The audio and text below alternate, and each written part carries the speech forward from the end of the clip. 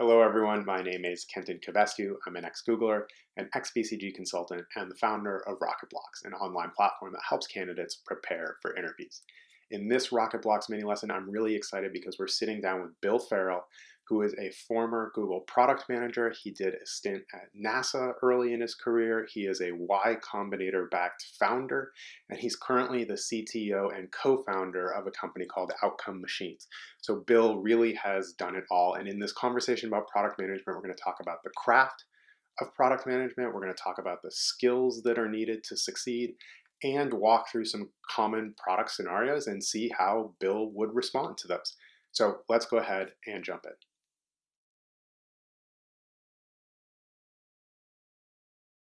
Okay, so let's start by talking about the craft of product management. And can you tell me a little bit when you think about the day to day of a product manager at a big tech company like Google? What does that look like? What type of tasks and work are you doing? Great, yes. The first thing that comes to mind, I think, is thinking about the customer, but I'll expand that and say the customers. So you Mm, have, of course, the customer of your actual product, but then as a product manager, I like to think about the different people that I work with as my customer in some sense. So in the day to day work of being a product manager, it's managing my customers or managing my work product for those customers, and then maybe managing some people who probably don't report to me, but that might think of me as a customer and I need something from them. So, who are these normal customers that I'm thinking about? Again, I'll start with the actual customer of your product. I think that in a normal day or normal week, I'm spending some amount of time trying to talk to or hear from directly or indirectly some of our customers. Directly, that might be a sales call that I get to join, or it might be jumping into some support emails or something like that and talking to customers that way. Um, Indirectly, it might be that there's an aggregation of, hey, here are the common issues that the sales team or support team is handling for your product. And oh, okay, well, is that an uptick or a normal level of people with billing problems or uh, getting started problems where we have X number of created accounts, but they haven't done the first thing. They haven't actually yeah. created a campaign or they haven't actually gone to the next screen in the app or something like that. So those are your real customers, and then or your real end customer. Then there's the customers inside the organization, which might be your engineering team.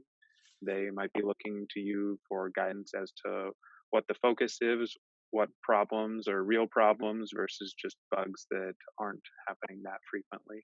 Um, or they may be reliant on you to help get a release ready where there's a bunch of steps that need to be gone through before, in some sense, the product is released, right? So you could think about that as, well, maybe we need to have support materials ready. We're going to need to have a launch blog post. Those are always fun and popular. We might need to have a website if we don't already have one, or we might need to update the website with new materials related to showing off the awesome new features that we have included.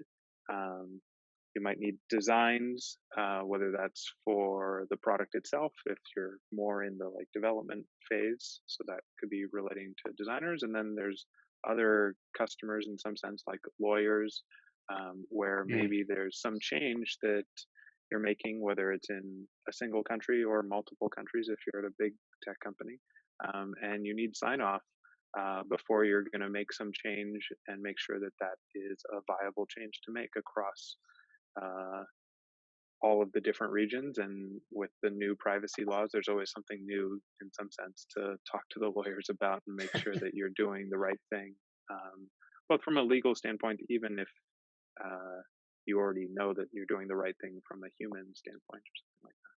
But if we bring it back up to like, well, what does a day look like? I like to try to divide the week up into days, of course, and thinking about each day as a different customer where that's my primary focus, or that's the primary uh, meeting that I'm going to have. Maybe Mondays engineering, Tuesdays I'm working with the designers, Wednesdays I'm meeting with sales and support, Thursdays everyone else, and then Fridays might be more of a planning or strategy day where I'm thinking longer term, whether that's a couple weeks out, a couple months out, the quarter, the year in terms of goals, things like that.